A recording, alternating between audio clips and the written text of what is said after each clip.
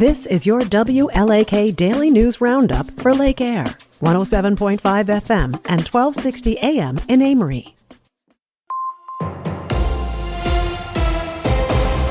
Civic Media News. I'm Terry Bell at the Democratic National Convention in Chicago. Here's what Wisconsin needs to know. Vice President Kamala Harris's rally in Battleground, Wisconsin last night virtually doubled the DNC for a few hours. Here's Stuart J. Waddles. An energized crowd of 15,000 that stood in line for hours greeted the top of the Democratic ticket at the Fiserv Forum. Let us fight for the ideals we hold dear, and let us always remember, when we fight, we win. Harris thanked the crowd for making her the nominee. Stuart J. Waddles, Civic Media News. Western Wisconsin Democrats point out swing voters in the 3rd Congressional District hold the keys to victory in November from the State House to the White House. In 2020, Biden won Wisconsin by 20,000 votes. He won La Crosse County by 10,000. We supplied half of the margin of victory. William Garcia is chairman of the 3rd District Democratic Party. Wisconsin Attorney General Josh Kaul says he plans to investigate any future false elector schemes. The Justice Department has charged 3 people for the 2020 Republican false elector scheme. Kaul tells WisPolitics that anyone in Wisconsin who tries that again will be held accountable. A national group called the Democratic Legislative Campaign Committee promises to spend about $50,000 to help Democrats win state house races in Wisconsin.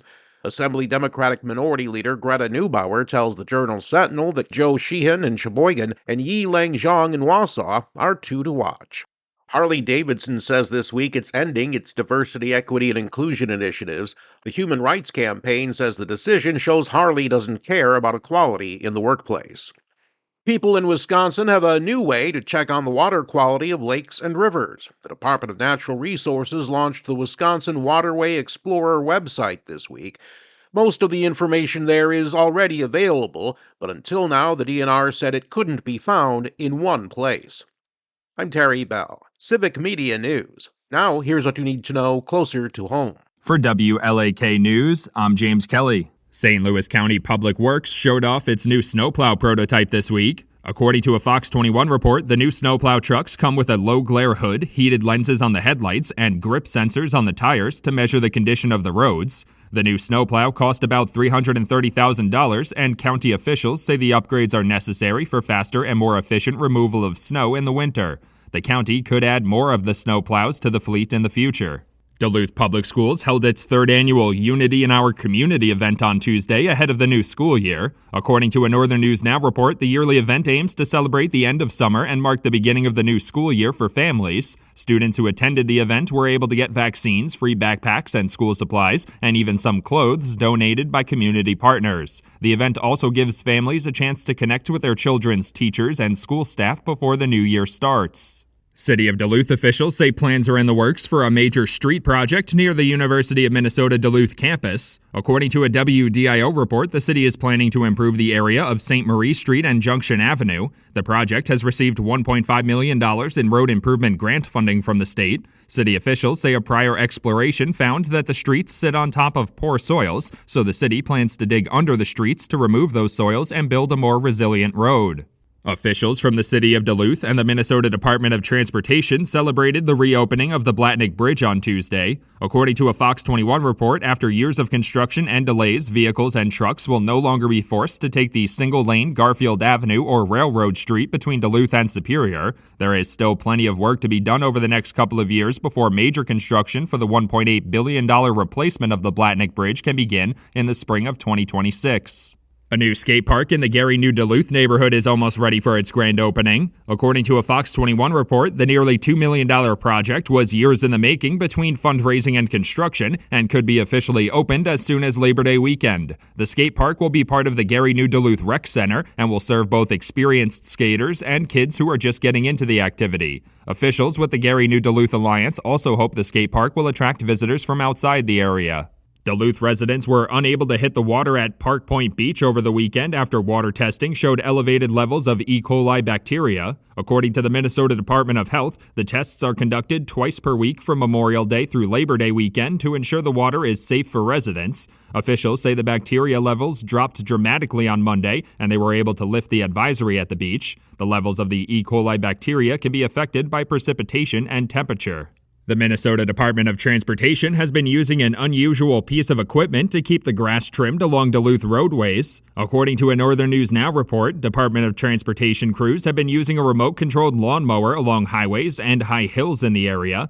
They say the unmanned lawnmower is safer since it doesn't need to be manually operated, creates a smaller carbon footprint, and is beneficial to the grass without the extra weight of a person causing damage. Essentia Health will be hosting a bone marrow drive on Wednesday in downtown Duluth. According to a Fox 21 report, the drive will be held from 11 a.m. to 5 p.m. at the organization's East 2nd Street location. Healthcare workers can use a cheek swab test to determine if a potential donor is a match for people suffering from diseases like leukemia and sickle cell anemia. If they are a match, the organization would call the donor back in for more blood testing before going forward with the bone marrow donation. And that's what you need to know. For WLAK News, I'm James Kelly. The Brewers beat the Cards. Hi, I'm Mike Clemens with sports. The Brewers with a 3-2 win over the Cardinals in St. Louis. Right-hander Frankie Montas pitched 7 innings, allowing the Cardinals just 1 hit. Manager Pat Murphy. Frankie was great. He attacked the zone. Strike one was big. I don't know what the percentage was, but I bet it was really good. He's turned it up a notch, and it's kind of cool. He gets it. Yeah, it's nice having his experience. The series continues tonight. The Badgers women's volleyball team kicked off the season last night by beating Bradley 3-0 in an exhibition match. Wisconsin beginning the season ranked 3rd in the nation. NFL, after missing most of training camp with a hip injury, the Packers' second-round pick Edgerrin Cooper is happy to be back at practice. Best feeling ever. And I think that was the longest I've been without playing football, and just missing out and stuff like that. So it was mentally tough. Sometimes things happen, but it's about being a pro. You just have to do what you could do. As rookie linebacker Edgerrin Cooper was sports, I'm Mike Clemens. On your entertainment beat, I'm Pete Schwaba. If you need more reasons to dislike Gwyneth Paltrow, here you go. In a recent New York Post blurb about Chris Martin and Dakota Johnson breaking up or not breaking up, Paltrow, Martin's ex-wife, who he has 2 kids with, chimed in on her friendship with her ex-husband and Johnson, saying she adores Johnson but also understands people think it's weird because she just passed through it iteratively. Adding, what else can you bring in instead of being resistant to or being made insecure by? There's so much juice in leaning into something like that.